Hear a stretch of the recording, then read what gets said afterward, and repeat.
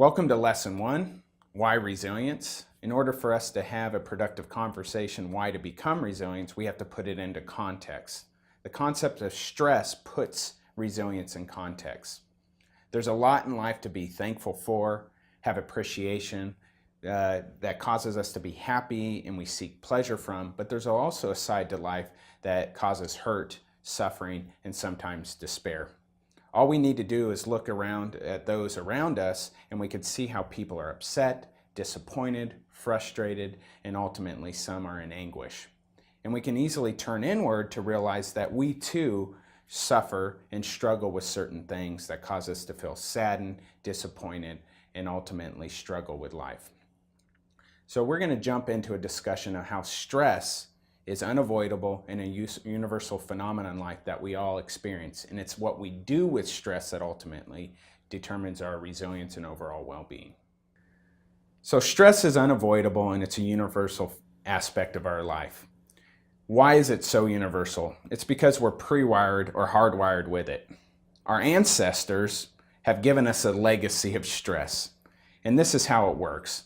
So imagine we have caveman A and caveman B. Caveman A experiences stress.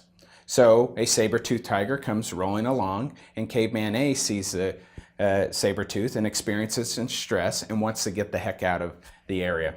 Caveman B doesn't experience stress and instead sees the saber-toothed tiger and does nothing, doesn't try to flee, doesn't try to fight. As we can see in this example, one caveman's likely to go on and pass the gene while the other caveman's likely despair or perish. So we are now hardwired with stress, and we call it the fight or flight response. So a lot of times stress is communicated in the context of as being something bad, but we'll learn too that stress can be good. It's the amount of stress. It's when stress becomes too intense that it can impact our well-being and ultimately our effectiveness and overall quality of life. So what do we mean by stress? We hear a lot of terms about that was stressful or that's a stressor, but are we talking about the same thing? So let's define stress. I think Robert Sapolsky provides perhaps the best definition of stress. He's a professor at Stanford University and he's a world-renowned expert in stress. He defines stress as anything that knocks us out of homeostatic balance. Well, that's great. What the heck's homeostatic balance? So let's dive in a little bit deeper and figure out what homeostatic balance. Homeostasis is essentially a state of being. Really, it's defined as an ideal everything. An ideal body temperature, ideal glucose level, an ideal bloodstream, an ideal everything. You feel good, you're calm, and in a relaxed state. A stressor is anything that knocks your body or your system out of that homeostatic balance. And so when we define stressors, we say it's something that knocks you out of being calm, rested, and in a ideal state of being. So let's imagine what could knock a mammal out of homeostatic balance. And we're going to go to the Serengeti Plains, and this is borrowed from Robert Sapolsky, and he provides this example of a zebra on the Serengeti Plains. Now let's imagine that zebra is in homeostasis, a state of homeostasis, and is sitting there grazing and eating grass, and all along comes a lion.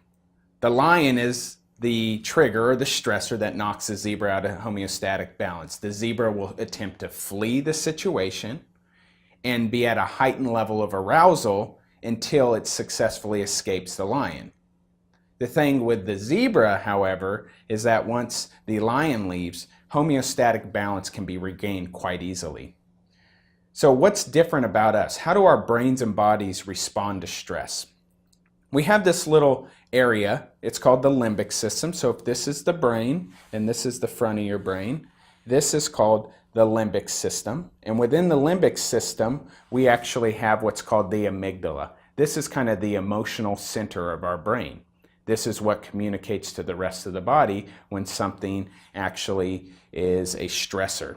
So what happens is when a stressor comes in, something that's perceived as a stressor, the amygdala gets activated. And when it's highly activated, it can actually, what we say, blow your lid. You can become very stressed out.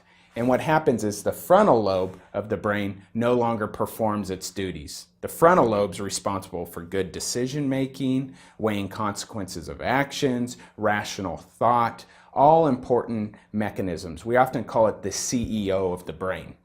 Now, the amygdala sends signals to the autonomic nervous system, and the autonomic nervous system branches out to the rest of our body. And there's two pieces of the autonomic nervous system that we really refer to as the stress response.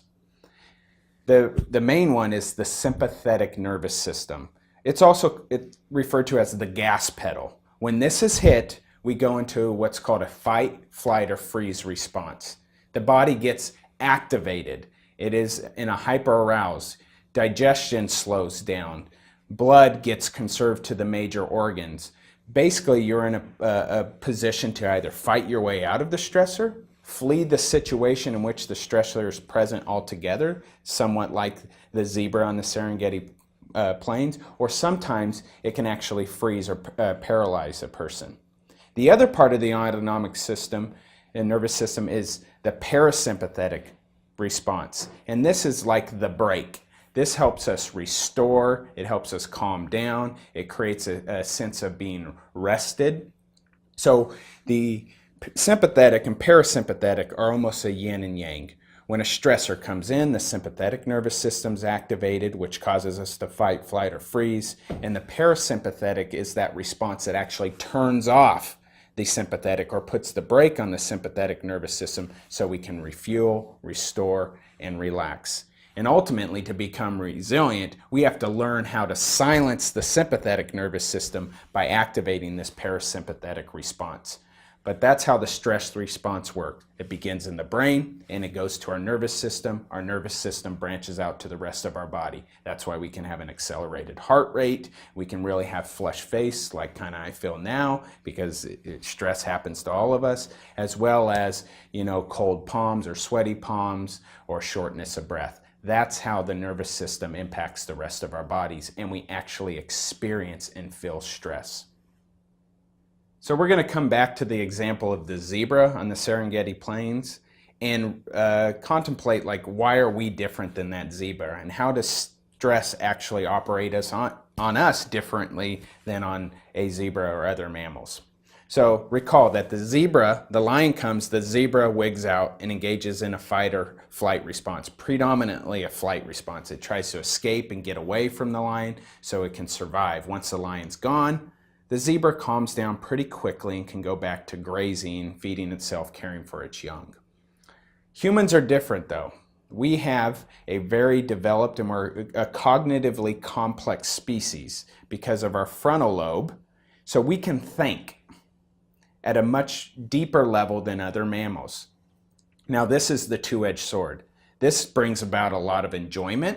It can bring a lot of excitement about anticipating things that are going to happen in the future. It also can, cause us to feel gratitude because we can reflect on our past in a way that makes us feel good and appreciate things that are being afforded to us in life. So it has all those positive elements.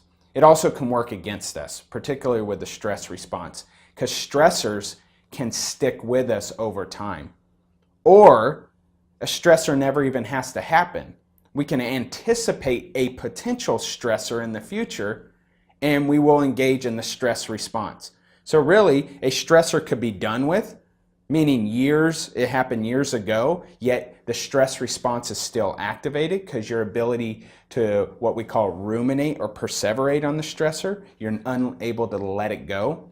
It also has the element of never even happening, but you anticipate or you're expecting a stressor, and because you're anticipating or expecting it, you've triggered that stress response. So you're in a heightened level of stress even though nothing's occurred. The trouble is, as we're going to learn, is that this can create kind of chronic stress or what we call toxic stress.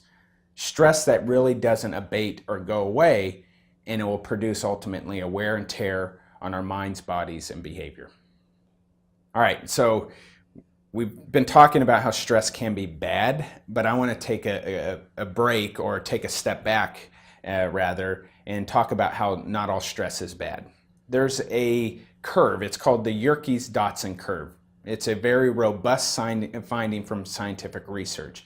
And the Yerkes-Dodson curve is an inverted U. And what it does is tell us about the relationship between stress and our performance. So here's what the Yerkes-Dodson curve tells us. On one end means you're under no stress. Actually, people don't perform and function well under no stress. It can create lack of motivation. There's no, skin in the game or impetus to perform. Really, someone doesn't care when they're under the influence of no stress or the absence of stress. What we know is human performance and our well-being is optimized under moderate but manageable levels of stress. And that's where you get the middle of the inverted. That's our performance. Our performance peaks when it's actually moderate.